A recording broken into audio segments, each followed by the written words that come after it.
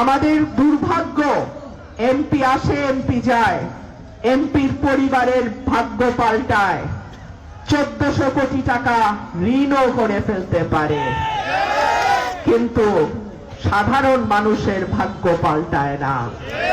1400 কোটি টাকা ঋণ কখনো ছেলের নামে, কখনো বউয়ের নামে, বল খেলার মতন একবার এর হাতে একবার ওর হাতে যায়, মজাটা নেয় এমপি, কিন্তু এলাকার মানুষের ভাগ্য পরিবর্তন হয় না। ইনশাআল্লাহ আমার ব্যবসাও নাই, আপনাদের 10 জনের দোয়ায় ঋণও নাই। আল্লাহ যেন কোনোদিন আমাকে ঋণ না নেয়।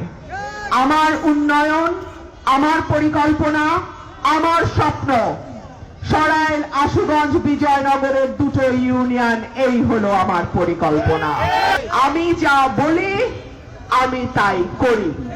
আমি বলি না এই রোববার রোববার জিতে যাব, সোমবার সোমবার রায় হবে, মঙ্গলবার মঙ্গলবার এই হইয়া গেল 5 লাখ টাকা দাও, 5 লাখ টাকা দাও।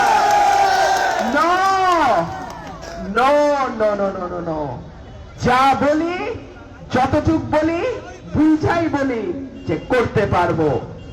আর যেই কাজ করতে পারবো না সেই কাজের কথা বলিও না, সেই কাজের কথা তুলিও না। আগামী 12 তারিখ আপনাদের ভোটে নির্বাচিত করে আমার প্রথম প্রতিশ্রুতি, ব্রাহ্মণবাড়িয়ার গ্যাস আগে ব্রাহ্মণবাড়িয়ার মানুষ পাবে, তারপরে এই গ্যাস বাংলাদেশের অন্য কোথাও যাবে।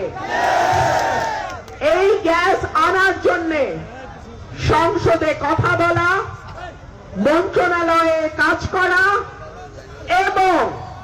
এবং যদি কোনোটাতেই কাজ না হয় ঢাকা সিলেট হাইওয়ে বন্ধ করে ব্রাহ্মণবাড়িয়ার গ্যাস আমার মা বোন, আমার পরিবারের সদস্য, আমার বাপ ভাই যারা আছেন, চাচারা আছেন, আপনাদের কাছে আগে ঢুকবে, তারপরে অন্য কোথাও যাবে। ব্রাহ্মণবাড়িয়ায় কি এখনো কোনো বিশ্ববিদ্যালয় হয়েছে? কেন হবে না? এত বড় বড় মানুষের জেলা ব্রাহ্মণবাড়িয়া, কত বিখ্যাত মানুষ এই ব্রাহ্মণবাড়িয়া জেলার সন্তান, তাহলে ব্রাহ্মণবাড়িয়ার প্রতি এই অবহেলা কেন? আল্লাহ যদি হুকুম করেন এমপি হতে পারি, ব্রাহ্মণবাড়িয়ায় বিশ্ববিদ্যালয় করবার একটা পরিকল্পনা আমি নেব, এবং এমপি নির্বাচনের পরে যদি আপনাদের সাথে সমন্বয় করে কাজ করতে না পারি, যথাযথ উন্নয়ন না হয়, 5 বছর পর নির্লজ্জের মতো আপনাদের দরজায় আমি আর ভোট চাইতে আসবো না।